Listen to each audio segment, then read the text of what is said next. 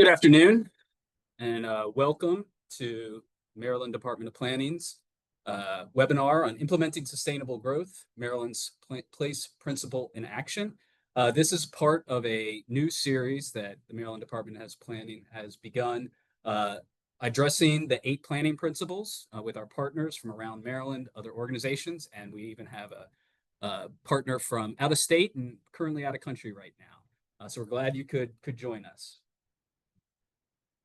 My name is Joe Griffiths. I'm the Director of Planning Best Practices. I'm just going to get us started here with some housekeeping information, then we'll turn it over to our expert panel.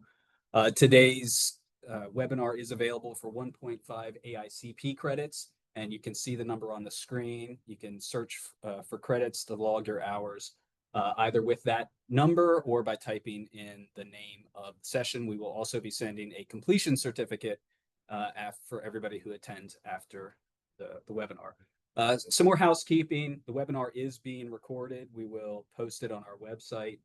Please send any questions about like the webinar itself, not so much about the content or any text issues, to me in the chat. It's been activated for everybody.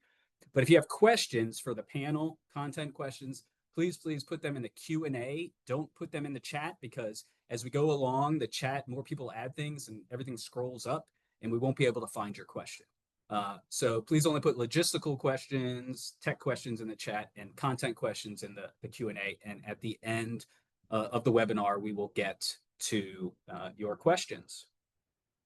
I also encourage you, if you know of any resources or have any good ideas about the content, please share them with everybody in the chat with links. That's the way we can enrich our learning environment by you all learning from each other, not just from the panel.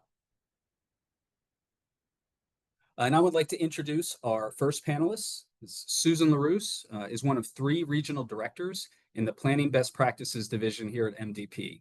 She's a licensed landscape architect in the state of Maryland. Susan's career spans both private and public work, specializing in landscape architecture, planning, and urban design. Her work in a private engineering firm provided her basic knowledge of site planning, zoning, construction, and entitlements. And her work with the Maryland National Capital Park and Planning Commission required balancing urban design, landscape architecture, and planning with economic considerations in collaboration with private design consultants to create healthy and vibrant places for Prince Georgians to live, work, and play. She's a graduate of the University of Wisconsin-Madison, and I will turn it over to Susan now. Thank you, Susan. Thank you, Joe. Good afternoon, and welcome to our guest panelists and the audience for participating in this webinar. We will be focusing on the place principle, one of 8 new planning principles of our sustainable growth policy in Maryland. We will present the framework of the principles and examples of the place principle in action. Our guests from Montgomery County Planning Department will discuss how they successfully incorporated placemaking as a guiding theme in their general plan, Thrive Montgomery 2050. Professor Nico Larco from the University of Oregon will introduce his new book, The Sustainable Urban Design Handbook. He will explain what this sustainable urban design means as a key component to the physical design of spaces.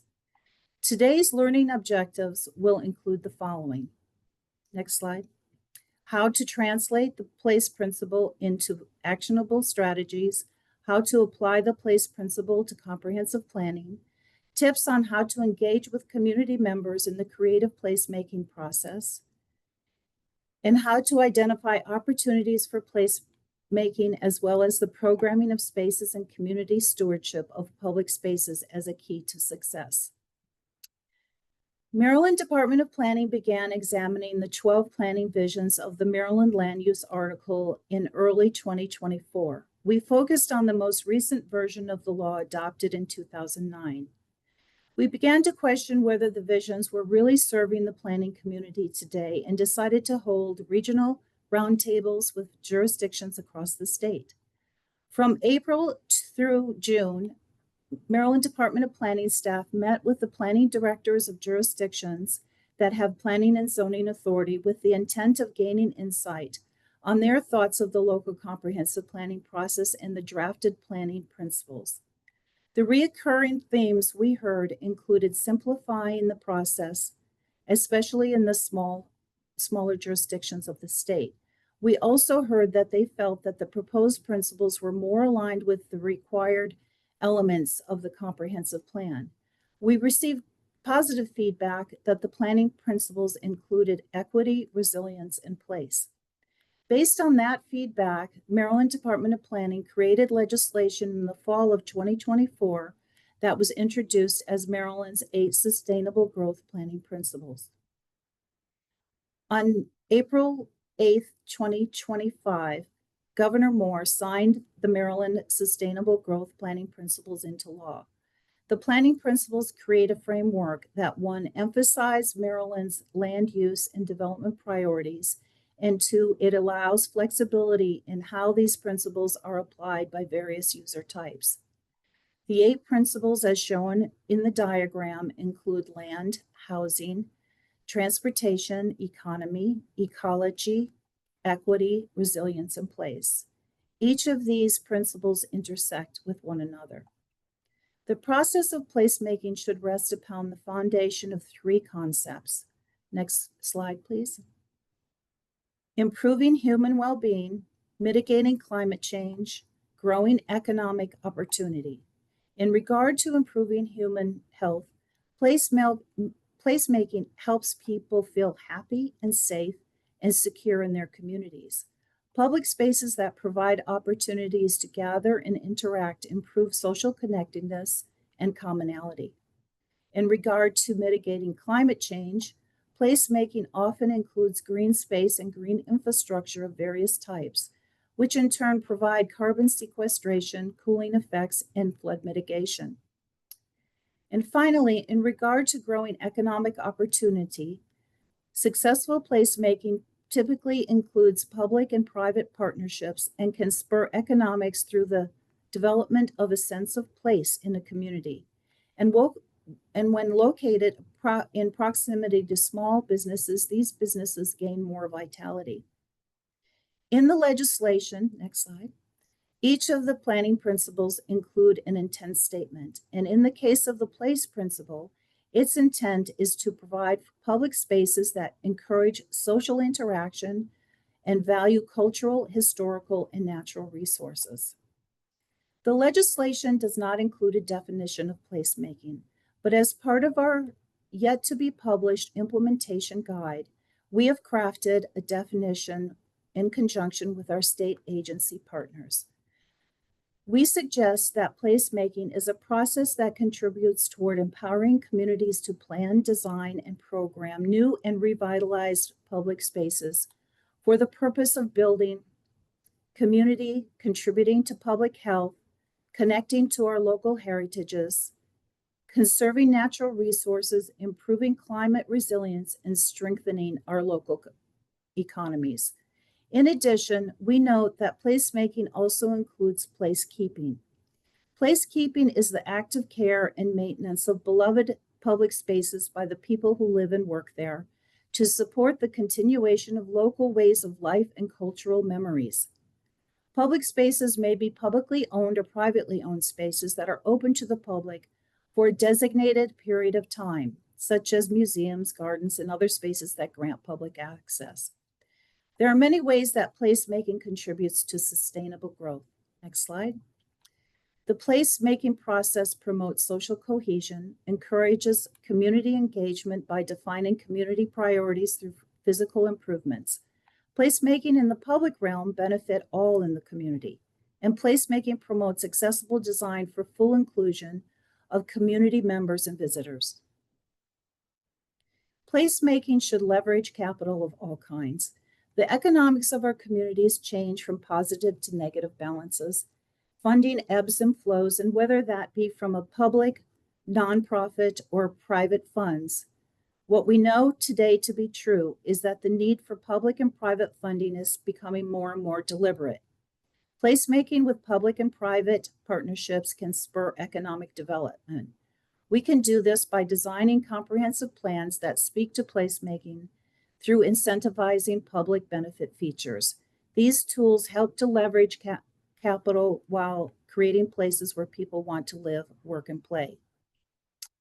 Funding for placemaking can come from a variety of sources. In this example, the Maryland Historic Trust was part of the funding source for the restoration of the Caulker's House. It is both a historically and culturally significant structure located in Fells Point, a neighborhood in the city of Baltimore. The research uncovered the connection between these two houses and the free Black community living in Fells Point at the turn of the 18th century, decades prior to the Civil War. Built circa 1798, these homes provided inexpensive rental housing for the rapidly growing population of workers supporting the booming maritime industry in Fells Point.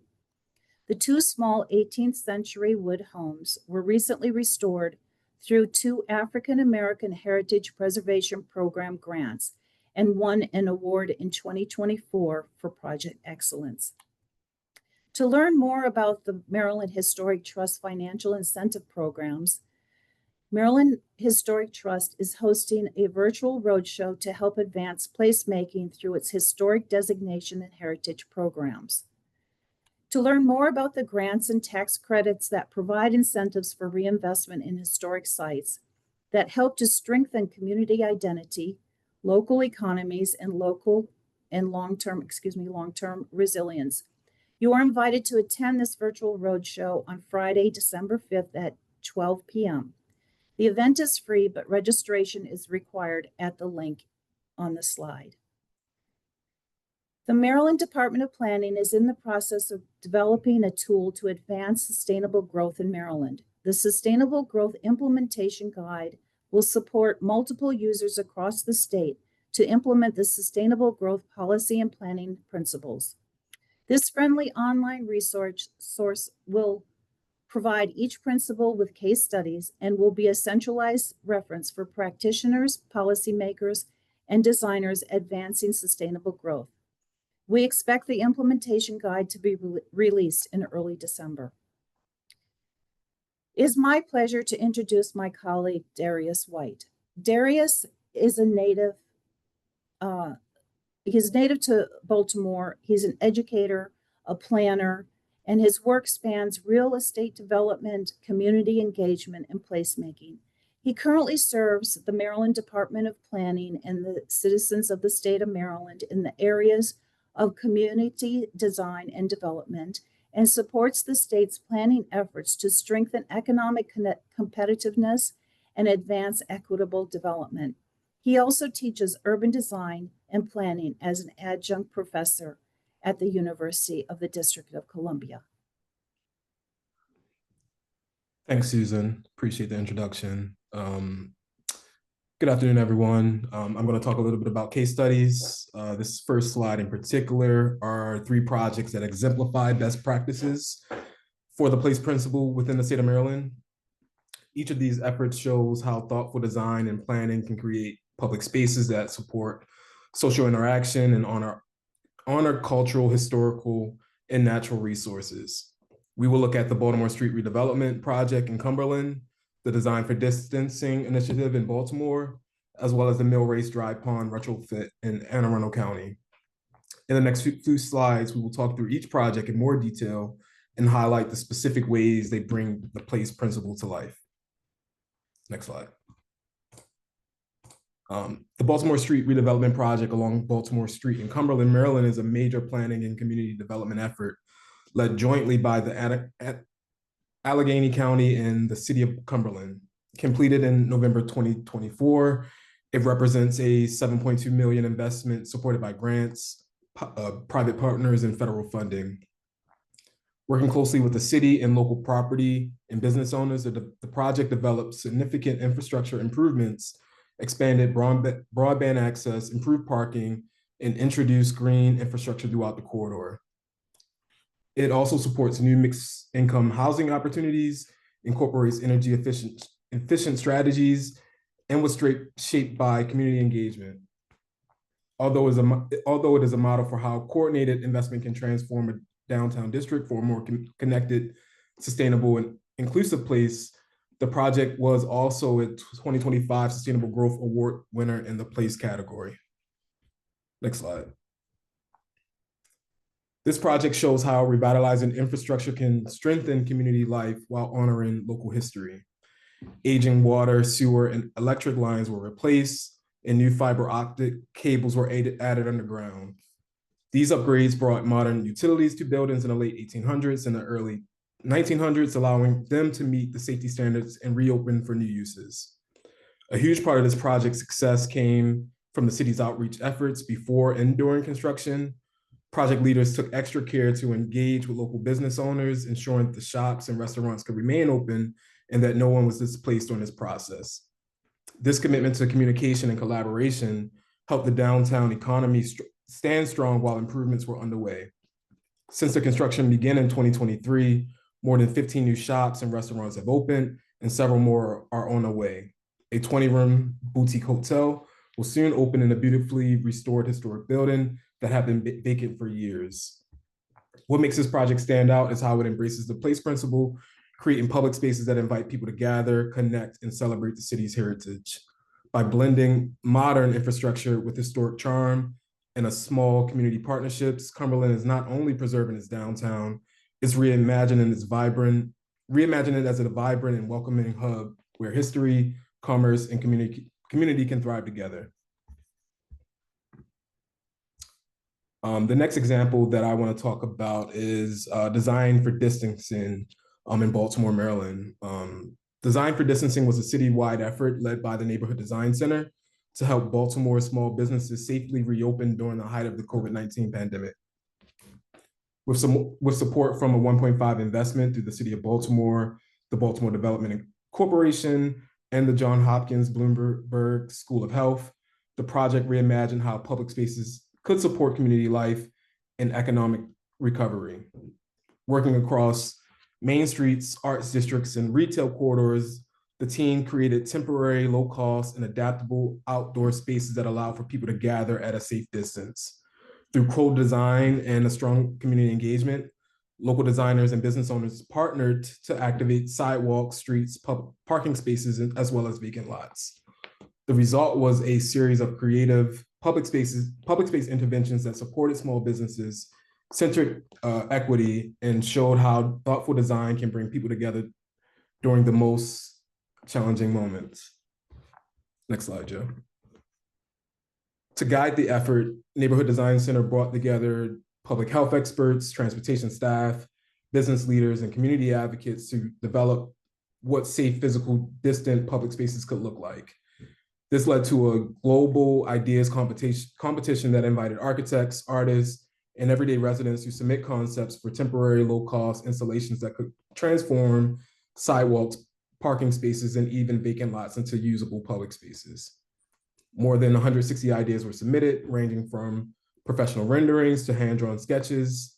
Neighborhood Design Center then developed the ideas guidebook that outlined construction resources, health guidelines, and co-design strategies to ensure the work remained equitable and inclusive.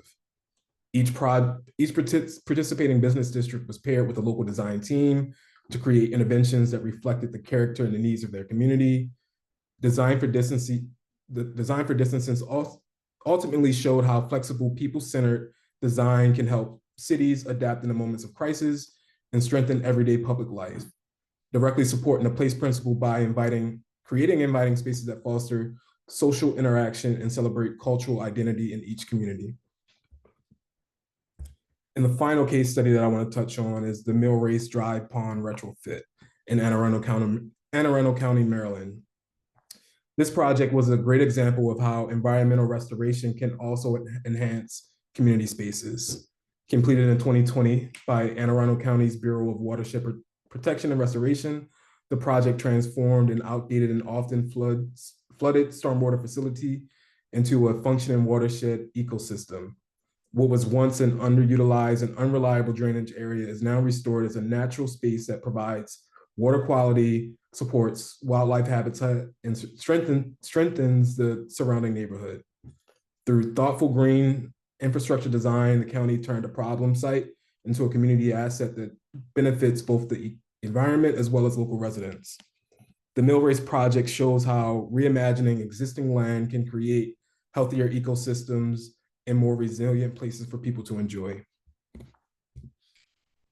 The project shows how green infrastructure can restore nature while creating meaningful public spaces. what was once an outdated flood-prone stormwater pond that sat unusable after every rainfall has now been transformed into a thriving 5-acre wetland ecosystem. The restoration not only manages stormwater more efficiently, but improves water quality, supports native wildlife, and provides residents with a peaceful place to walk, relax, and enjoy nature.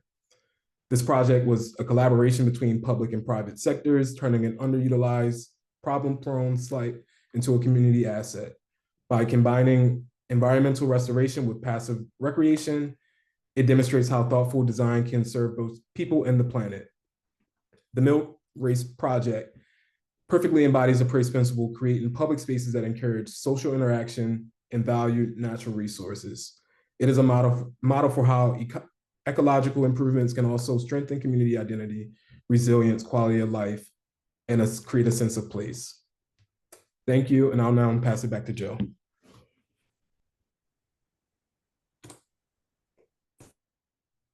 Thank you, Darius. We're going to move here just a second to our next panelist. I'm happy to introduce him. I just want to remind folks that please put your questions in the Q&A rather than the chat.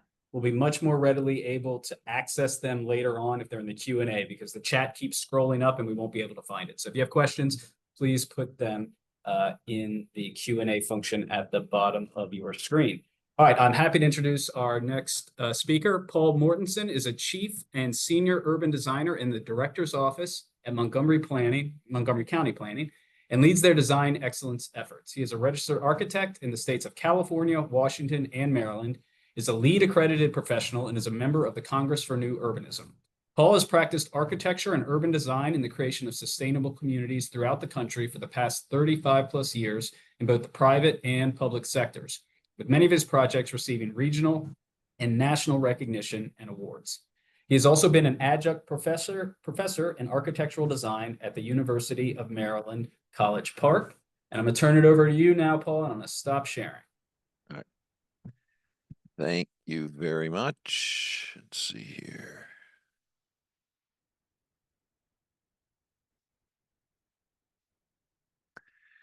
Great. Thank you very much, Joe. Good afternoon, everyone. The Thrive Montgomery 2050 General Plan is the foundation for a great deal of work we are now doing within the county in relation to placemaking and community building throughout our urban, suburban, and rural cores. This plan is an extension and rewrite of our previous 1969 General Plan on wedges and corridors that promoted development of concentrated centers linked by transit along the great avenues and highways extending out from Washington, D.C., and the preservation of open spaces in single-family neighborhoods and farmlands in between. The new general plan provides a vision for the physical development of the county for the next 30 years in terms of land uses, zoning, housing, equity, transportation, and parks and open spaces.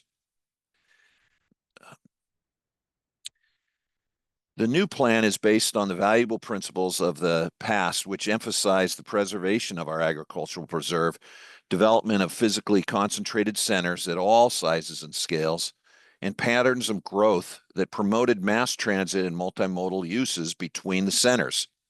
The past plan had a very forward vision for its time, but through zoning, it became reliant on the automobile with disconnected amenities and services.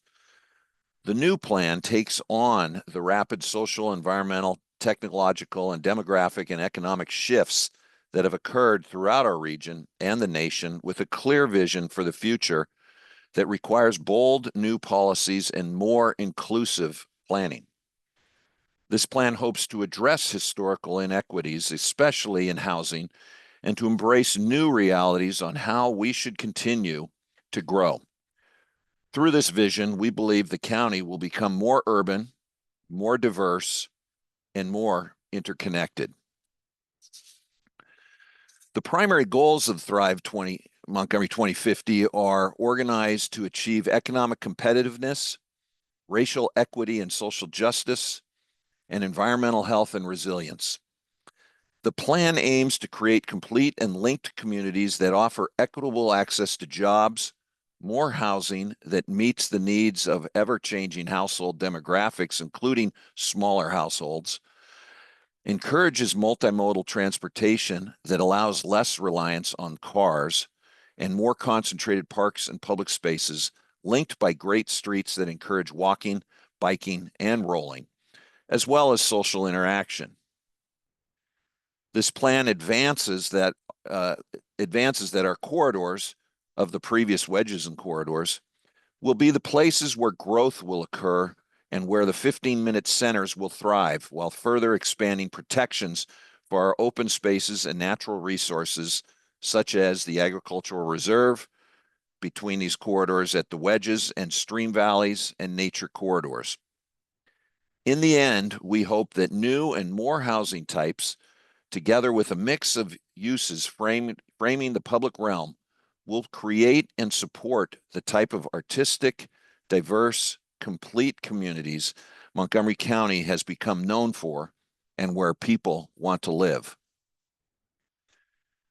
Building trust between the public and private sectors and through our planning process is paramount to neighborhood and community success. Through these reinforced partnerships, we strengthen relationships and celebrate everything that is great about the region and each other. Neighbors begin to know each other, and trust is built through connections, especially through the quality of our built environment. Our placemaking initiatives and our work with the communities where these initiatives will be realized becomes the means of showing communities the potential of how design can help them grow and succeed. Within Thrive, placemaking becomes a means for promoting community involvement in supporting great urbanism within our existing and new centers. It allows us to design and realize the places that can achieve equity, environmental resilience, and economic vitality, as well as encourage greater health benefits and safety. Thrive also focuses on the promotion of arts and culture within our neighborhoods. Thrive Montgomery 2050 has the goal of creating a sense of place within all our communities that will encourage and promote the 15-minute community paradigm. Thrive Montgomery 2050 provides the county with a roadmap on how to adapt the planning of communities in an equitable, sustainable, and inclusive way for the next 30 years. Placemaking within that can show us how to do this right. This was the award that we received in 2023. We're very proud of the Maryland Sustainable Growth Award for Sustainable Communities for Thrive Montgomery 2050. Thank you very much. Thank you, Paul. Already seen a couple project questions come in to the Q&A that probably be you can maybe address later during the Q&A period. All right, we are going to move on to our next panelist. All right, we're happy to introduce Atul Sharma. Is a certified planner, a LEED accredited professional, and is a member of the Congress for New Urbanism. He will talk about and show examples of the highly successful Montgomery County placemaking efforts and how pop-up placemaking events within the county have led to a better understanding of the need for places of inclusion that facilitate equitable and sustainable growth into the future. Turn it over to you, Atul. Thank you, Joe. I'm very happy to be here today with everybody. Thank you for making the time over your lunch hour. I'm going to go ahead and share my screen.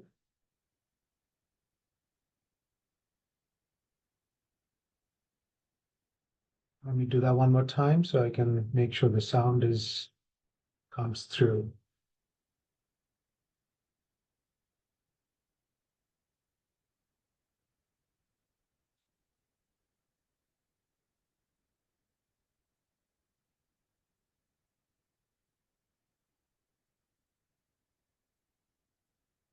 Okay.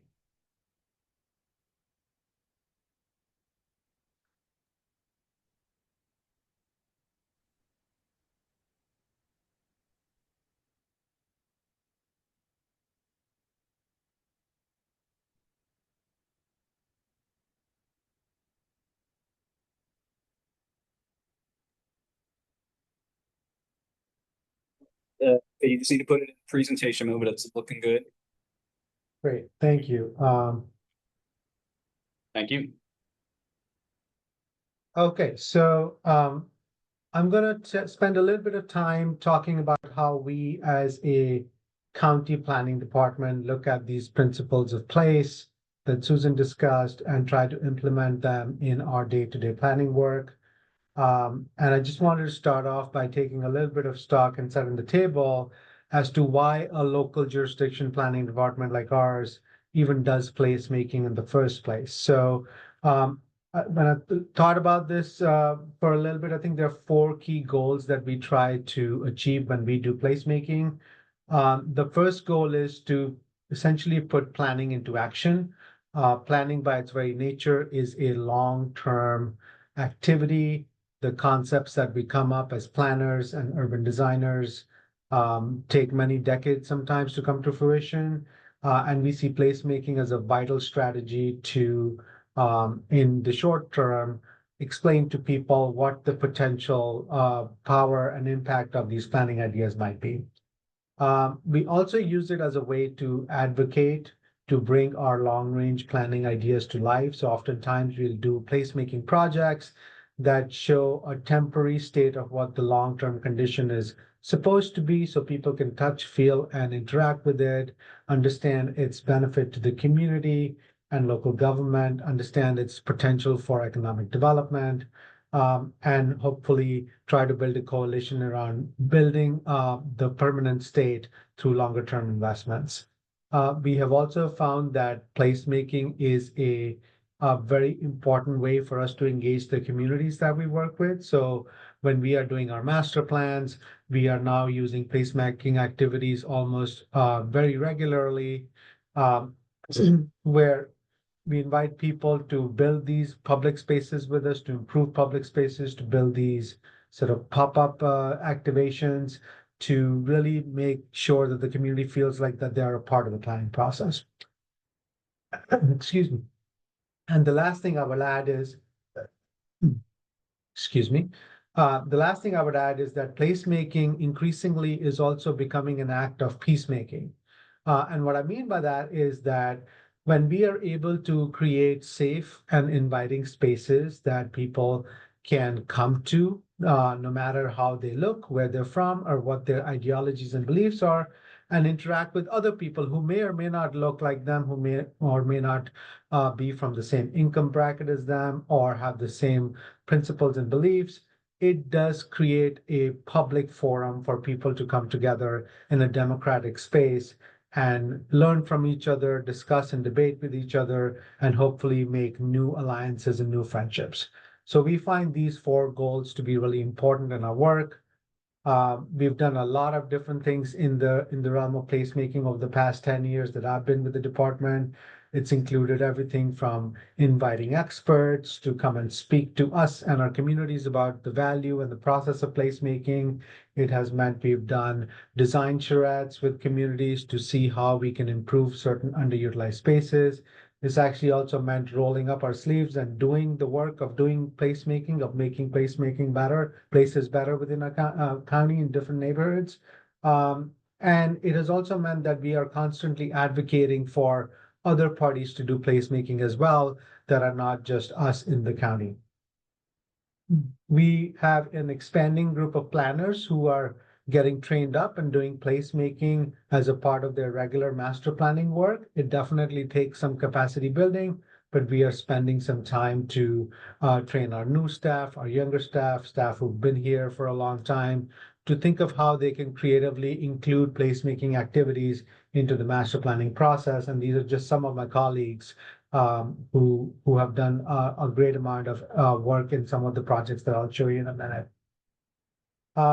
To guide our decisions around placemaking as a planning department, to make decisions about how much money to spend where, what projects to do at what time, we've come up with a strategic plan for placemaking for our department. The plan, just like Susan was alluding to previously, for us, it defines what placemaking is. We came up with a simple definition that says placemaking is the act of improving a common space to make it welcoming and attractive so it better serves the needs of the people who use it. So the strategic plan sets this definition in our minds. It also provides some foundational pillars to help with the decision making on how to spend our limited time and resources towards placemaking. Some of these pillars talk about supporting local economies and small businesses. Others talk about ensuring that there is equitable access to high quality public spaces, improving environmental health and resilience, helping people lead active and socially enriching lives, and making sure that our public spaces celebrate the great diversity of our population and instill in our residents a true pride of place. We also recognize during the strategic plan process for ourselves for placemaking that as a planning agency, we are not going to be leading placemaking all the time. Oftentimes, we are not the ones that own the land that placemaking activity is happening on. We do not have control of the rights of ways. We do not issue permits, but we do try to collaborate and support a lot of other agencies and private developers as they try to do placemaking as a part of their sort of core projects as well.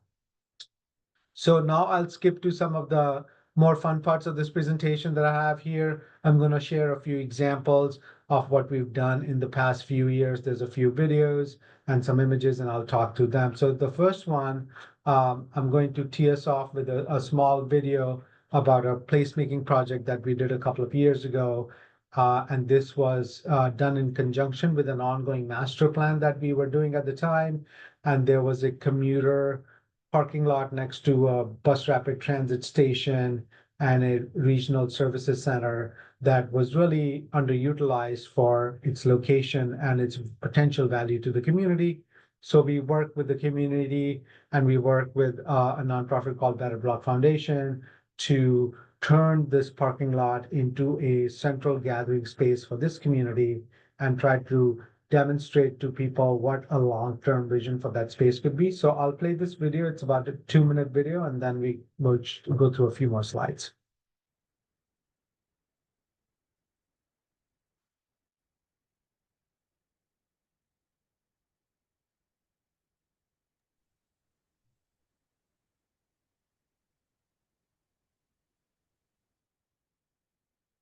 So we are reimagining the Brick Cheney Park and Ride. We have a placemaking festival that's happening right now, and we are testing out ideas where the community has recommended having a gathering space in the Fairland and Brick Cheney master plan areas. We really roll up our sleeves along with community members and try to understand what is missing in their neighborhoods in terms of public space. So all the things that you see here behind us today, from places to sit, landscape areas, places to be active, places to eat and have a drink with your family and friends, are all things that this community has been asking for us through the master planning process. We work with folks all around the world to turn spaces into and give them new life. So we're working in streets to think about how do they float down, what can we do there? And then sometimes we're looking at parking lots and reimagining what they could be. So we have created a giant ground mural with a ton of volunteers this week. And then on top of that, we have placed seating, art sculptures. We've got a trampoline path and a kids court. And then of course we fill it with the heart and soul of the event, which is the food, the entertainment, the art, the recreation. There's so many fun things going on here. I actually heard about this from a friend, and we live in Germantown, and came out here to park this. It's great to be out here with the kids and let them experience this and be part of the community. You get to meet a lot of officials and you ask them anything you want, and you get a lot of important information, and then it brings a lot of people together. I met a lot of nice families here today, so it's very good.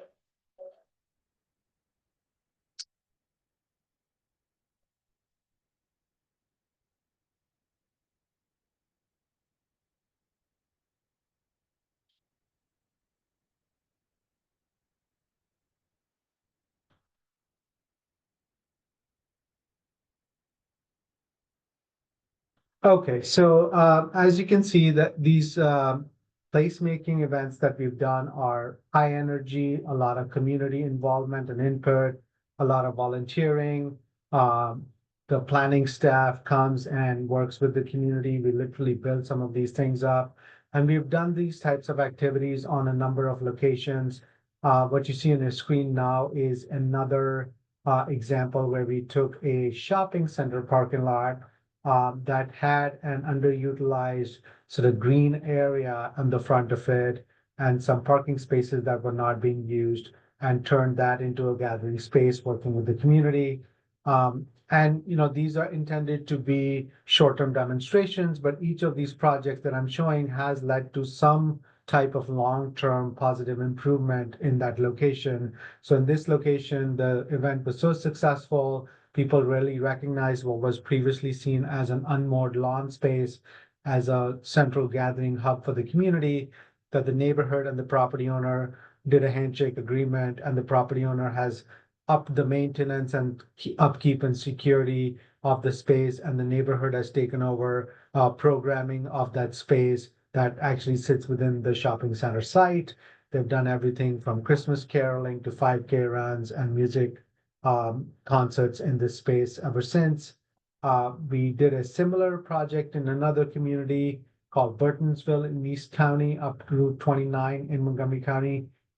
This shopping center was actually almost fully empty at the time when we did this, and the community was really asking for some investments to revitalize it. So we worked with the property owner, who was the Eden's Development Corporation, and did this placemaking event there, where again we took underutilized, pretty much empty parking lot at this point, and turned that into a gathering space, a space to get together with your friends, bring your kids, engage in physical activity, social interaction. And kudos to the development partner. They then saw a real-time sort of proof of demand from the community and have since invested in this shopping center heavily. They've created this permanent gathering space within the shopping center, and they've pretty much re-tenanted the entire shopping center with really good tenants like a high-quality grocery store, a gym for the community, some new restaurants that the community had been asking for a long time. So even though these events are temporary and one-offs, in our experience, they often catalyze and lead to long-term change.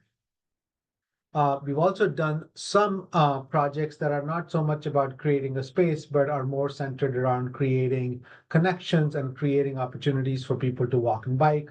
So during the COVID-19 pandemic, we worked with our partners in Montgomery Parks and the Montgomery County Department of Transportation to temporarily build this missing link, almost like a 1 mile link that connected two major regional trails and touched some park spaces along the way. So working with local artists and our parks colleagues and the Department of Transportation, we were able to build out some sections of the trail that was missing, creating flex posts and spaces for people to kind of walk and bike safely while being socially distanced, and also created some opportunities for gardening. And then I'm going to share one more project here before I show one quick video at the end. This was new for us. We did a placemaking effort in a state road right of way. So this is in Damascus. And I wanted to use this example to show a little bit about how we engage the communities within placemaking. So Damascus has a master plan that we did many years ago that had a foundational aspirational idea that the main street of Damascus, which over time had become very auto-oriented, succumbing to increasing traffic and the need to move cars through this community, that the master plan really wanted to see that this could perhaps be turned back to more of a complete street where people could not only drive through, but also have great places to walk, bike, roll, and sit down in outdoor spaces. So we took that idea to heart. We had many listening sessions with the community in Damascus. This included meeting parents of kids in different schools, including the Damascus High School, working with the Chamber of Commerce, the Rotary Club, and other community organizations, and asking them what kind of things would you like to see on your main street, and really taking that feedback very intentionally, very seriously, and turning that into a concept that would close down a few blocks of the main street in Damascus, which are really seen as the heart of this community over a period of a few days, and turn that into a truly multimodal, pedestrian-friendly, complete street type of an environment. So here are some of the images we came up with after taking input from the community. And here are some photos of the actual installation of that concept. We had sort of temporary bike lanes built along the street to show the concept of road dieting, etc. We had a lot of programming. We invited local businesses. So we did a lot of work to bring the community together. The community loved it. And one of the things we always try to do when we are doing these activities is get a lot of community feedback on how people see these events. So what do you like about what is being put up here in a temporary basis? What you don't like?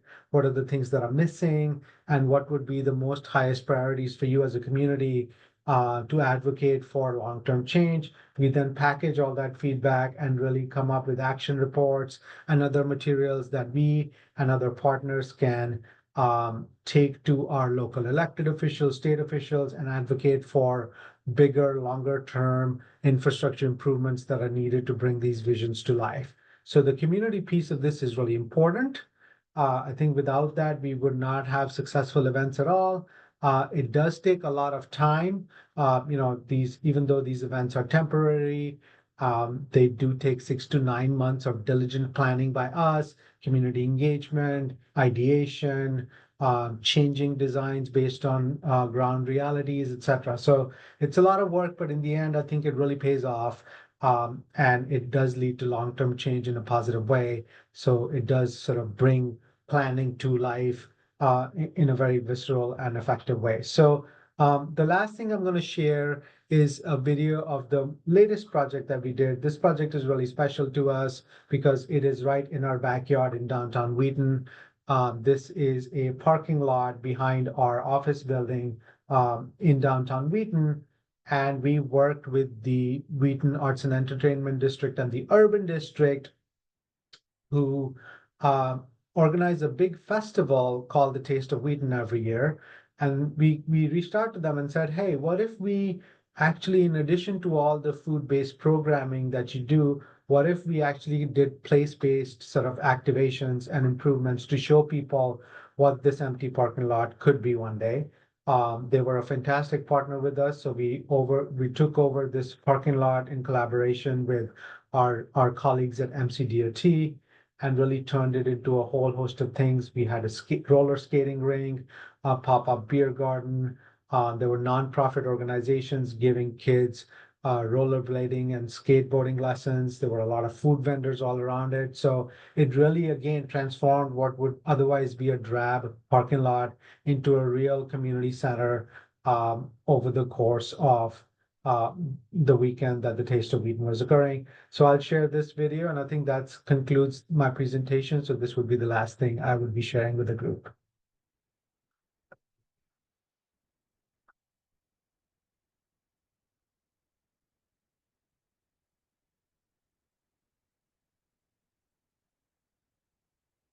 Today we're celebrating the community here at Keeping and what you can do with underutilized space and bring people together and reimagine how to use our space here.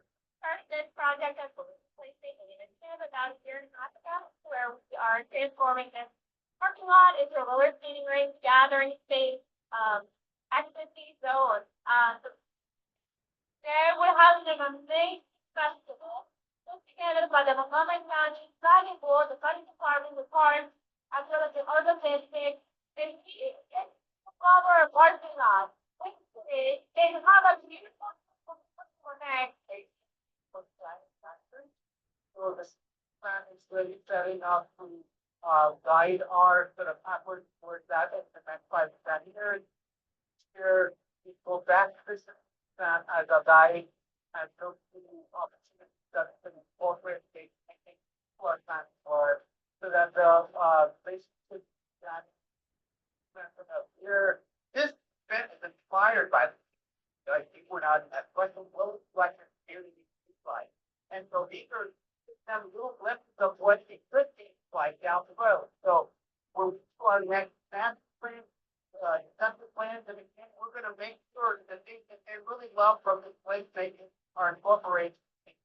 the next plan. In order to make something like today happen, as noted, the council had extensive collaboration. So it was planning coming to us with an amazing idea, and for the incredible community input in, and the urban district, which is under the regional office, really supporting with a lot of the logistics, a lot of the planning, a lot of the day-to-day things, which is our bread and butter. But it is really an amazing melding of the minds that brings design, concept planning, and implementation and urban district planning into the process. You're looking around and all these people that normally wouldn't come out here on Sunday, and get all this great publicity. It's so community driven. This is what we want. We want more things to happen here. We want more attention. Turn in educated district, do this district all right here in the forest pretty good. We want to be proud of that.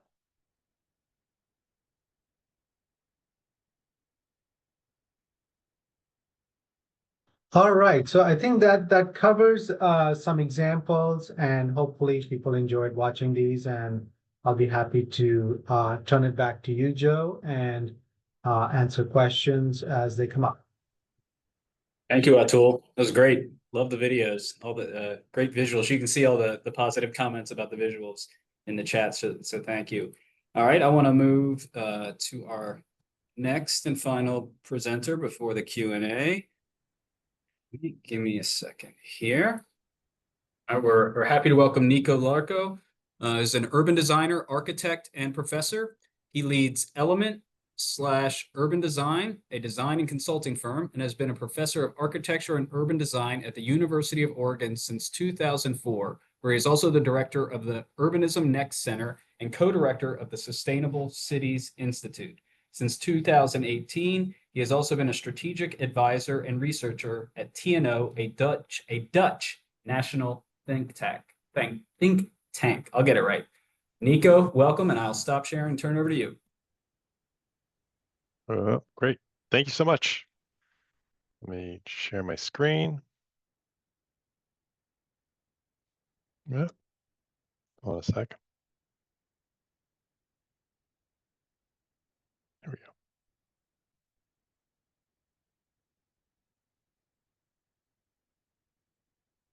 Okay. Can you see my screen? Yes, looks good. Just need to put in there you go. Thank you, Okay, Nico. great. Thank you so much. So huge thank you to Joe and Susan and Darius. Really appreciate you putting this all together and inviting me to be part of it. Really excited to be here. As Susan mentioned before, I'm going to do a couple things. I'm going to start by talking a little bit about the Sustainable Urban Design Framework and the Sustainable Urban Design Handbook that we've developed. And then I'm going to talk about how sustainability and placemaking are kind of linked together and things that we can be doing together. I also added a piece I'm going to talk about kind of this idea of how you create social spaces, important part of urban design, obviously, for placemaking. Okay, so as was mentioned, I'm a professor of architecture urban design at University of Oregon, direct a couple different centers there. I'm actually right now in the Netherlands. I'm here for a sabbatical through the end of January. It's evening time over here, so good evening to everyone. Working at TU Delft and TNO, and I'm also a principal of Element Urban Design, a sustainability or urban design consulting firm. So the basic idea behind the Sustainable Urban Design Framework was really asking the question of, is a place sustainable, and how do we make a place more sustainable? And as you can see here, one of the issues is that there's a lot of different contexts in the world. So the top image here is in Shanghai, the middle one is in Arizona, and the bottom one is Libreville in Gabon. And these are really different contexts. There's very different ideas of climate, of culture, of politics, of economics, population-wise. So there's not really this one model of sustainability. So the question is, how do we create sustainability, or how do we think about sustainability across all these different areas with all these different contexts? Thankfully, there's a fantastic amount of work out in the world that on sustainability, and really covers a diverse range of disciplines. Everything from street and neighborhood design to how we deal with street trees, thinking about parking, thinking about ecology, just a fantastic amount of things. The problem is that most of it's all siloed, which I'm sure many of you on this webinar are very familiar with. There's a lot of really great information out there. It just is all in different places, which really leads to two really big problems. One of them is that there's a lot of jargon and like internal knowledge in each one of these things. And so it's really hard for people who aren't maybe in that well versed in that discipline to really engage with that. And the other one is that you don't really understand how one part of sustainability might relate to another, either as an opportunity and a synergy, or as a conflict, and figuring out how it is that we might need to mitigate that. Well, based on that is really how I developed the Sustainable Urban Design Framework. After doing a whole lot of reading and literature review, talked to a bunch of experts in a bunch of different fields, trying to distill what are the main things we think about when we think about sustainability in urban design, and really came up with these 5 main areas. So the first one is energy use and greenhouse gas based on transportation and land use. So how it is you get people out of cars and bike, ped, transit, really important for placemaking as well. So I'll talk about in a little bit. Next one is stormwater. So thinking about the water that falls from the sky, what do we do with it? Ecology and habitat, straightforward. Energy use and production. This is different than the energy use that I'm talking about in that first category. This one's really about how it is that urban design is creating up the opportunity for sustainability at the building scale, and also thinking about things, how different urban forms might affect embodied energy, for instance. Also, heat island effect, really important in this. And then finally, equity and health. So this question of how it is that the choices we make in how we design cities impact things like affordability, accessibility, physical activity, and social mobility. So if we think of these as the main kind of goals for sustainability, and a lot of those you will see overlap a lot with some of the placemaking ideas we've been talking about, what we've done is broken this up into these 4 scales that we typically think of in urban design and in planning. So region and city, the large metropolitan scale, district and neighborhood, and then block, street, and project parcel are the same scale. It's just that block and street is typically what we think of as the public sector, and project parcel are things that happen within usually private parcels, so it's more the private sector. So if you take this kind of structure, what we've done is then looked at all these specific physical urban design elements. These are physical things that you can do in the city or in urban areas or in the built environment, and organize them around these topics. So you can see what this lets you do is to say, well, I've got a project at a certain scale. Well, here's all the things that I should be paying attention to at that scale, right? I might not be able to do all of them, but these are the things I should be considering. Or I have a certain outcome that I'm really interested in, right? So we think about these as real outcome goals, ambitions that we might have as a community. Well, these are all the things that I need to do at the different scales to get this thing to work. So you can use this as a design tool. I've got a project at a certain scale. What are the things I should be paying attention to? You can use it as an evaluation tool. I've got a project in a new area, or I want to see, is this area working for sustainability? That is a complicated question. So this is a chance to actually go through each one of these elements and evaluate, is this area working for these sustainability goals? And as I'll mention some placemaking pieces as well. And you could also use it as a stakeholder engagement tool. Stakeholders typically understand the things that are over there on the left-hand side. These are things that we want in the place. And then this helps kind of translate, well, these are the things you have to do physically to get there. If you're interested in this framework, there's a QR code there, and I also put in the chat a link to a page that you can download a PDF of this, and feel free to use it in your work. So I'm just going to go through briefly each one of these, and then we're going to talk about the placemaking piece of it. Energy use and greenhouse gas, as I mentioned, is really this question of how you reduce the number of cars and like shift people out of cars into bike, ped, and transit. And there's all these different things at different scales that help make that. So compact development obviously increases density and reduces distances. Having a robust transit network at these really large scale bicycle networks. At the district and neighborhood scale, we're talking about things like your block patterns, how much connectivity there is, what kind of zoning and platting you've got, how you're designing parking. And where your parking is, huge issue in sustainability and also in placemaking. Do you have the 20-minute neighborhood? What kinds of things can you do in these areas? At the block and street scale, we're really talking about things that I'm sure many people here are familiar with, complete streets or shared streets, making sure that people who are biking, walking, or using transit feel like they're comfortable in these areas. And also talking about things like how we're designing parking at the site scale. So what are edge conditions like? How many curb cuts do we have? Those types of things. And then the project parcel scale, we're really talking about things like active street edges. How is it that buildings are touching the street? What kind of interaction is there specifically on the first floor? So is there a lot of transparency? Do we see entrances along there? How's the architecture helping activate the public realm? Again, you can see a lot of the overlaps here with placemaking. In terms of stormwater, we're really talking about things such as compact development, as I'd mentioned before, really trying to mitigate the extent of development that we have. So we don't impact things everywhere. So what we're really trying to do is, on the one hand, reduce the amount of runoff we have and then mitigate it wherever we can. So reducing runoff, again, compact development, thinner streets, using trees to keep water from ever touching the ground, and then mitigating it with a lot of green stormwater infrastructure, things like retention ponds, detention ponds, rain gardens, stormwater swales, those types of things. We really want to try to, instead of putting water in pipes and getting it out into rivers and streams, we want to instead cool the water down, slow it down, filter it, and put it back into the ground if we can, right? Ecology and habitat.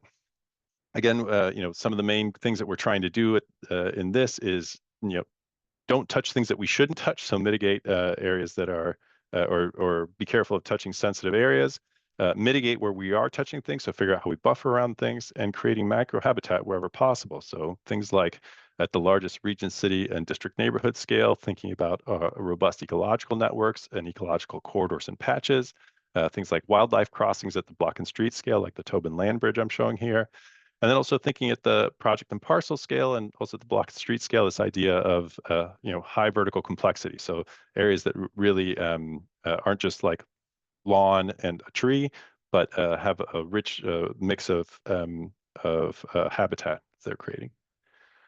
With energy use and production, as I mentioned, some of the things we're trying to do is make the environments better for sustainability for buildings. So a lot of this really depends on climate, but we're really trying to do a lot to reduce the urban heat island effect, and then maximizes the potential of buildings. So for instance, if we look at these different climatic zones, we can think about the different types of buildings or building types that work better at each of these climatic zones, and decide what kinds of things we want to prioritize in our developments, and then do platting, block structure, block orientation to help with those things.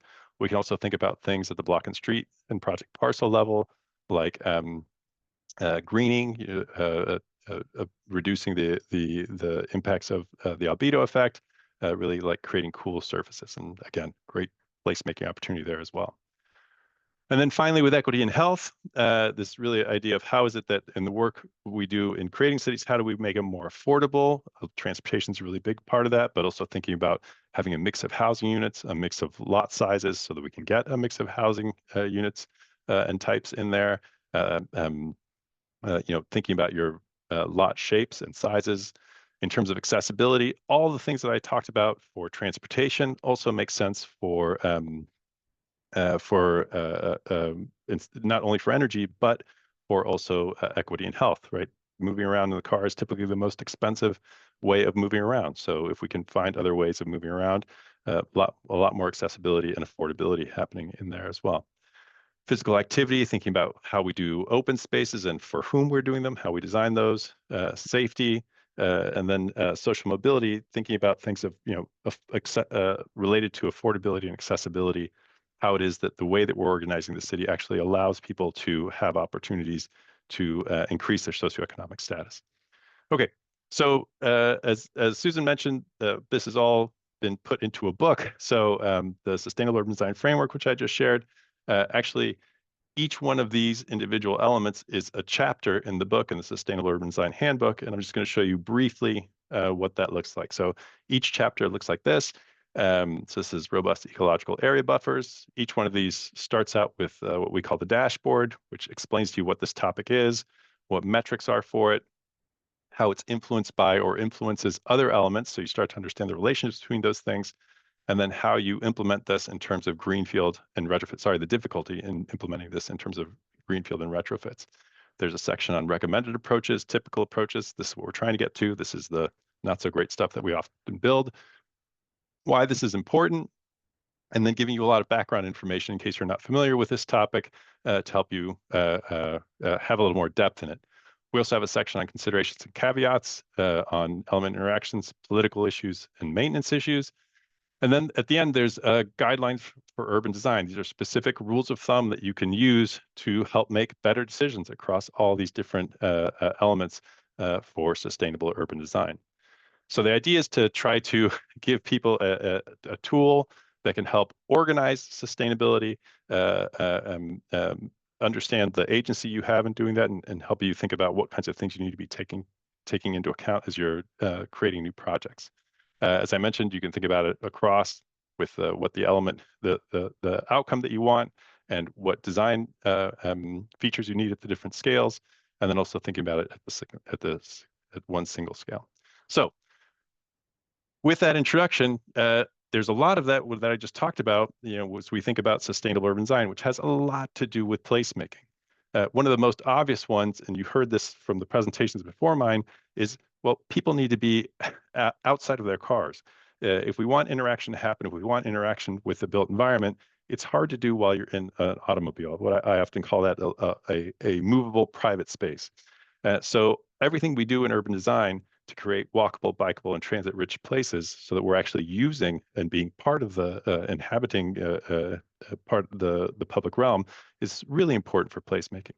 Also making vibrant places so that people can actually interact in these areas.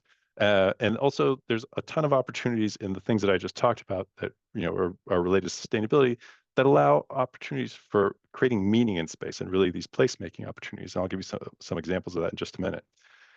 And then there's also these specific social spaces, right? Places of connection, and how do we create those? So if the Sustainable Urban Design Framework, as I mentioned, talks about these top three, a lot of the things that I just talked about overlap with really create opportunities for placemaking. And then I'm going to talk a little bit in just a moment about these places of connection, these social spaces. So some examples of how you might do that. Well, the first one, as I mentioned, is this bike ped transit idea. If people are in cars, it's very hard to make place happen because we don't interact with the environment and we don't interact with each other. So places that are rich in bike ped transit at all different scales get people out into the street, which then allows for some of these interactions to happen. So it's almost a prerequisite for placemaking, right? To have these bike ped and transit, the environments that are created with that. There's also tons of opportunities with the way that we do address water in the city, definitely in terms of a lot of green stormwater infrastructure, but also this is a really good example from Normal, Illinois, which is the Uptown Circle, where this is all reclaimed water. So this is water that's being captured from rain and reused within these fountains, which creates a fantastic opportunity, not just the opportunity of people coming together to share time and be with each other with this water, but also that there's a narrative around there about how we address sustainability concerns, how we think about the natural environment. Tons of opportunities in terms of the things that we do for sustainability in nature and ecology, thinking about habitat, that also really help our real placemaking opportunities. Everything from these ecological networks and corridors, really fantastic opportunities for placemaking, as well as just how we think about things. This image in the middle there is a bike path with it's really just a ditch right there, but because it's allowed to not just be grass, but actually have some native vegetation happening, and you can see it attracts some animals into that area. This great opportunity for placemaking, and also specifically, this is park actually in Portland, where you're seeing both wetlands, grasslands, oak savanna, all being represented in one place. Again, a real opportunity for placemaking. So all those ways that sustainable urban design really overlaps, and there's a ton of opportunities in sustainable urban design for placemaking. There's also developed recently this idea of what kinds of things we need to be doing to create social spaces or places of interaction, places of kind of connection within urban design. So this is from an article just published last week that we wrote with a couple of colleagues at TNO, that's really looking at the different ways that the different things we do in urban design to help create placemaking. So divided this into this idea of this social cohesion, so places that allow social interaction, where people can interact, and how the environment encourages that. Calming spaces where how the built environment really reduces stress and grounds us, and then representing spaces, how the built environment contributes to our sense of identity and belonging. So similar to the work of the Sustainable Urban Design Framework, working in these 3 scales, really divided up these different ways that you can think about all these things. So I'm just going to go through them quickly here. But the idea of if we think about social cohesion, what kind of spaces create social cohesion? In addition to the walking and biking, there's all sorts of issues with creating both indoor and outdoor social spaces, which has to do with what kind of land use mix we have, how we create our public realm, walkable street design. Really important at the project and parcel scale, things like welcoming edges, semi-public edges, things like outdoor dining, and personalizable spaces. All these things are things that you just saw in the presentations that you saw before mine.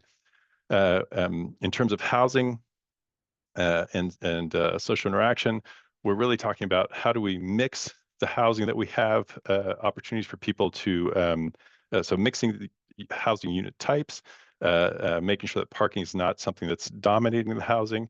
How do we create dense and street activating buildings, groupings of housing, and then again, these social assets, so stoops and steps, how we create opportunities for social interaction, all this. So all these parts for social cohesion.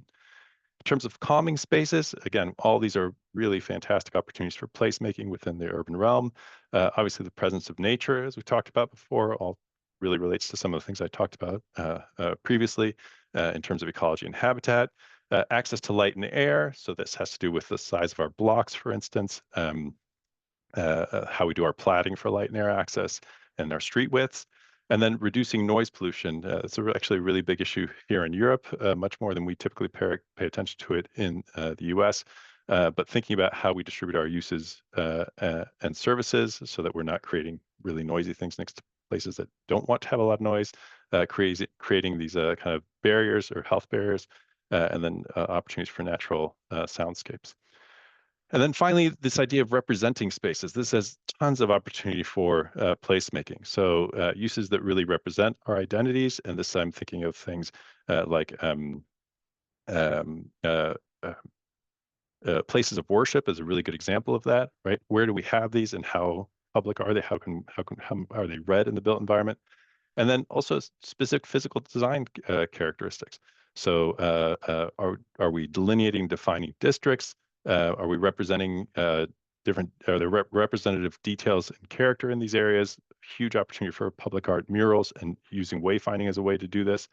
And then obviously historic preservation and thinking at the small scale with some of these details. So hopefully this has given you an overview of the Sustainable Urban Design Framework, but also the way that sustainability and our approaches to sustainability are really go hand in hand with approaches that we have in placemaking. I think it's really important to understand that there's opportunity across both of these things. So with that, I'll end here, and thanks so much again for inviting me to be part of this, and I'll look forward to your questions. Thank you, Nico. I ask the rest of the panel to turn on their cameras. I have never seen so many questions submitted before. So there is no way we're going to get through these all of these. It's obviously this is a topic that a lot of people are interested in. We will do our best. I've been looking at them and trying to filter through them. We will be able to get a list of all the questions and who asked them, and we'll try to follow up with everybody that we're able to. But I'm trying to pick through some of these to get expertise from our different panelists. But a lot of good questions, a lot of tough questions. Start off, there's some specific questions about the Baltimore Street redevelopment project in Cumberland that you shared, Darius, particularly about if it was part of a larger planning effort and any funding used in it and any budgeting related to it. So any information you have on that project. Sure. Thanks, Joe. And I can start the answer and I can pass it to Susan to add some additional context. But the project was a part of an initial larger planning effort However, the immediate scope and scale was finalized within the last few years, outside of that larger comprehensive plan. As it relates to funding, there was no private funding, to my knowledge, committed to the project. The project was funded primarily through federal and state funding sources to build out the capital stack on that project. Yeah, so Thank you, I'll Darius. just add Oh, to go ahead, that Sue. quickly is that the total project was about $16.8 million. And most of the funding came from Maryland Department of Transportation. We do not know of any private funding being involved with this project. But the locals also came up with 4.6 million of the total cost. So it was a lot of commitment at the local level. Thank you. Thank you. All right, we'll go on to the next question. I think anybody can take this one on, but there were a few questions consolidating to one about ensuring placemaking and is activating these public spaces accommodates or is accessible, accommodates accessibility, engaging that community and ensuring the spaces work for them. I don't know if anybody has examples from your work maybe in Montgomery County or elsewhere, or Nico, if you have thoughts on that from your research. Well, Any if maybe thoughts? Paul and Ed will start. Well, I mean, a tool with the placemaking event, we clearly designed these events to be accessible to everyone. I mean, it's a priority, and certainly within the general plan, that's what we talk about in every element of the plan itself. So not only physical accessibility, but also social accessibility and economic accessibility. So it's an important element of our whole general plan. But I think you guys have probably specific examples maybe that you have. Yeah, I could add to that. I think accessibility is a really important consideration in doing this, especially if we are claiming to be more equitable around placemaking. I will also say that accessibility, physical accessibility, is a challenge when you're doing this sort of temporary placemaking work, because oftentimes the infrastructure that you are trying to improve has been built around a single mode, which is typically the automobile. So, but I do think that there are small things and touches that you can do when doing these projects that go a long way. So I'll give you two concrete examples. When we did the Wheels on Wheaton project that we saw the skating ring video for, and I think some of my colleagues who worked on that, Jessica McVary, Sophie Kotzer, they might be on this panel as well. So I want to give a special shout out to them. You know, they made sure that there was a way to get into this skating rink from the edges of the street. And they worked with MCDOT to install a temporary asphalt ramp down from the sidewalk into the parking lot. I mean, it's a small thing, but it is a huge barrier for someone who is not able to fully just walk up and down changes in elevation and grade. The other thing that we've tried to do on many of these projects is make sure that some of that furniture that you're seeing, there are kits and templates that you can build out of which are designed to be accessible. So there's an everyday table that the Better Block Foundation sort of created the design template for, and we have sort of manufactured and used in a lot of our events, that allows people who are in a wheelchair or have some other mobility issues to easily access and sit on the same table as their neighbors and friends within that public space. So I think accessibility is critical. It is very challenging to achieve at scale within these temporary shoestring budget placemaking projects. But if you do thoughtful interventions that may be small in scale, the response to those is overwhelmingly positive, because people do understand and notice that you are thinking of them and you're not sort of just thinking of able-bodied people who are able to move very freely in public space, because it is public space. It should be for everybody. Yeah, Thank you. I'm not going to reiterate the things that have been said. Absolutely, as we think about these both placemaking events and I would say our built environment generally accessible to all, absolutely, bike, ped, transit, public spaces have to be accessible to all, no matter age or ability. I'll also say things, and this is just to take a slightly different take on the accessibility piece. Part of it is really understanding who the audience for these spaces are and making sure that we're designing for them. So I'll just give an example. One of the things we talk about a lot in the book is this idea of active and attractive open space. And just having green space isn't necessarily enough. You really have to think about who is going to be using that space. And so, is it young kids? Is it teenage type kids, young adults, older adults, and how you design for that? So, on the one hand, absolutely accessibility in terms of wheelchair access and these types of things, but also just making sure that we're creating places that are for people and the types of things they want to do, and based on their oftentimes age or interests. Thank you. I'm going to combine this next one into a two-parter question, but there's a lot of questions about what comes after. You know, there's a lot of great presentation about wonderful placemaking events, a lot of excitement. You know, we saw like the Cumberland Street probably opening. I can't remember where that picture was from. So there's all that excitement at the beginning. But so the first part of this is what comes later. So what are the considerations at either Montgomery County or other jurisdictions about long-term funding for maintenance, right? You get all the funding for the events or for the infrastructure, but how do you consider the long-term maintenance to continue that excitement and use? Yeah, I can take a quick stab at it, and Darius, you might want to add some thoughts as well. One of the things that we really look for when deciding where to do placemaking is either an established or a potential entity that we know will take over some of the ownership of this effort. So the last thing we want to do, as we say it internally, is like we don't want to just throw a block party and go away, because I think that that's nice, but it's not a very impactful and responsible use of the limited public dollars that we have to spend on placemaking. So one of the first key things we look for when deciding to do placemaking is there an entity or a body that is going to take over the ownership and the long-term care and maintenance of the space? And sometimes it is like an urban district, like in the case of Wheaton. Sometimes it's a neighborhood association, in the case of the North Bethesda Shopping Center revitalization project that I shared.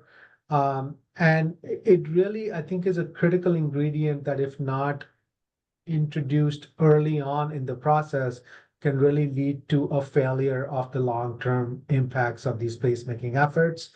I also think one of the other things we try to do is not just identify these groups, but equip them with data and findings from the placemaking effort that they can then advocate for longer term funding. So the project we did in Damascus, we collected a whole bunch of community input during those 2 days. Audrey Vogel, one of our colleagues, who I don't know if she's on this call or not, she did a great job in sort of engaging the community on that topic. And then they produced an impact report and an actions report that they gave back to the community group that was very involved in the placemaking effort. Now those groups are taking on some of the responsibilities for advocacy and going and talking to local leaders and state leaders and trying to line up funding for rehabbing the shutdown theater and studying what a permanent road diet on that road might look like and things like that. So I think having that partner in the room early is really important, and then equipping those partners with the information and data they need to lobby for long-term investment is equally important as well. And if I can chime in and follow up on Atul's comments, I think as we look at placemaking, it's equally as important to think about the term placekeeping and what these spaces look like after they're developed, because obviously maintenance is always going to be one of the big drivers as it relates to developing a project and keeping a project up post development. And some of my previous work, as when I was developing these projects, as we are developing these projects, we're also building capacity for these entities to continue the work. So we'll oftentimes create maybe a friends of group or nonprofit entity that can continue and move forth the project post development. And that has always been a concept that we try to include with our projects to ensure its sustainability in a long-term fashion. All right, now the second part of this kind of what comes next question. And this gets back to the equity, which all of you mentioned as a key component of the work. So how are the needs of typical underserved communities, specifically homeless populations, unhoused populations, or underserved communities that may have traditionally historically been targeted in public spaces like that? How are those considered for the long time continued use of the space and the place? It's a tough question. There were a few questions about this topic. I mean, I can add some thoughts here. You know, in my other job, along with Paul, actually, we do a lot of design review of development projects. So not only do we do sort of the placemaking activities, we're also looking at proposals from developers to build new buildings in the county. So when we're doing placemaking, I think the approach we've taken too is that we should not be ignoring the problem. And if there is a population that is homeless or vulnerable in an area, that they should be able to participate in this. This is public space. They're a part of public. So I think we've tried very hard to not have any sort of restrictions on entry, use of these spaces. Most of our interventions are pretty, I would say, like low design, high impact, so they don't make anyone feel like they're not welcome in a space. It feels like a normal urban space where you should be able to come in and walk through. You know, when we had the skating rink pop up a few months ago, I was personally very impressed with the range of people that came and participated in that. People with all sorts of mobility challenges, people who were young, old, people who were rich, who were poor, and they all felt welcome. So I think from a placemaking perspective, that's really important. And then when we do design review for permanent projects, I think both Paul and I are very focused on that idea of open access to public space. And we are always trying very hard to make sure that nothing is being permanently designed in a space that's going to present itself as a barrier. So you should not have benches that have railings in them so that people can't sleep there at night if it comes down to that for an individual, or that you have high fence walls and shrubs that hide these public spaces from public view. You know, oftentimes the best public spaces are really, really simple. And they're simple, and therefore they feel inviting and attractive to a broader range of people. And we try to make sure our new development projects embody those principles. And I can talk a little bit also to the question you said of like maybe populations who have felt targeted in the past. Part of it is, as I mentioned in the presentation, is really creating, you know, what we call representing spaces that represent that where I see people represented that are like me or have my beliefs or are places where I can do the things that my culture does, right? So not thinking about generic public space, but really understanding who are the people who are going to be in this space, who are the people who might not feel welcome here, what kind of activities are they most interested in, what stories, what narratives represent them, and finding ways of making those evident in the built environment, right? You know, finding, you know, everything from murals to you know, statues to naming of things to creating opportunities. I think a lot of the placemaking things that you've been describing in terms of the events, creating spaces that really hold those events, right? Yeah.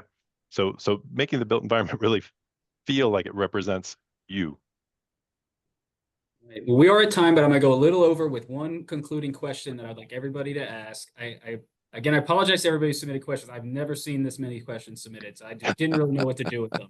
Maybe we just Doing didn't my answer best things. here. We didn't explain things well. Everyone's got to ask No, questions. there's just so much interest in this. One final question. This kind of consolidates a lot, and I'm gonna ask you to answer short, as much short as you can. And I know it's a bigger question that you probably can't answer with a short answer, but a lot of questions about how do we convince the decision makers to embrace this approach. And by decision makers that were listed in here, that includes politicians, planning commissioners, developers, and property owners.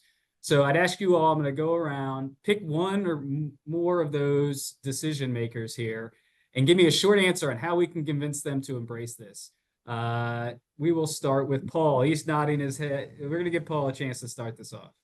Sure. I think the biggest way of really promoting these things like placemaking and so on is to really present a vision and a clear vision of an understanding of the value that it brings, not only to the private entity that might be next to the space, a business or whatever, but to the public or, that is going to be using it, and to, the greater value of the county, the city, the county, the town, that it's going to be happening in. And I think all of that, once you see what it does for you, not only immediately, but in the long term, I think that's something that a lot of the government officials, I think, find not only interesting, but also a great way of seeing it and wanting to support it.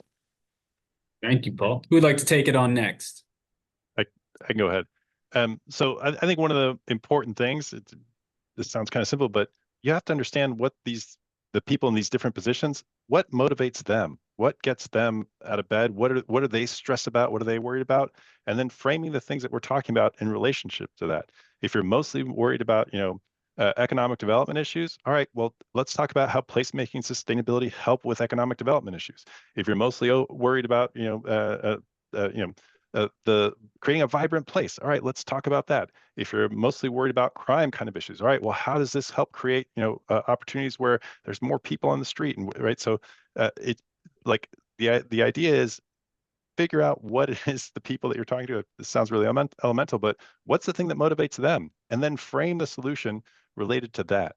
A lot of the things that we talked about, there's tons of different ways that you can talk about the benefits of placemaking sustainability. What's the one that's going to resonate with the one person you're talking to, and then the next person you're talking to? You're not lying. You should never lie, right? But you're framing it in a way that really resonates with, you're solving their problem. And as you saw with a lot of these examples, both placemaking and sustainability have the opportunity to really solve a lot of different problems. Thank you, Nico. Atul, Darius, Susan, who wants to go next? I'll go next. I think that in the private development world, working with developers and their design teams and having discussions, no matter how long it might take, that you can really bring forth the best design, whether that be through design elements, placemaking, for future residents and community members that live in the area. You can really get somewhere with them. And I experienced that many times in my work in development review with Prince George's County. Lots of developers and design teams want to work with you, want to create the best places for people to live, work, and play. Susan? Darius, Atul, who wants to be the penultimate one? I'll jump in real quick.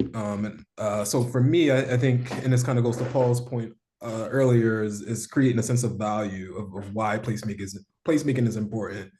For me, placemaking really caught my attention in the pandemic, and how we started to think about economics and retail started to shift my interest. And what we saw during the pandemic is people wanted experiences with how they engage in the public realm. They wanted unique experiences that was specific to different jurisdictions.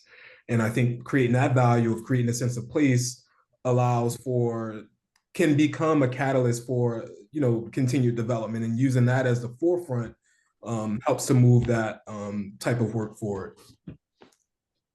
Thank you, Darius. And Atul, you get to close us out. Yeah, I'll keep it nice and short. Give them all the credit, put them on camera talking about how great placemaking is, and share with them the impact that you gather in terms of data from the implementation. And I think that sets up a really nice cycle of reinforcing the ideas of placemaking. Thank you, Atul. Well, thank you everybody for staying long. We still have many people that are still on, so they're willing to stay. I realized I didn't put my email address in there, Susan. My apologies. But that's my name. I'm showing you the slide with contacts from MDP. If you want to get in touch with us, we can also share. If you reach out to us, we can connect you with our panel. The recording will be posted. We'll send the presentations to everybody who registered and or everybody who's on the registration list. And I see a bunch of happy Thanksgivings in there. We wish the same to you all. And yeah, great panel. Thank you so much. And everybody, have a good rest of your day too. Thank you. Thank you all. Thank everyone. you. Bye.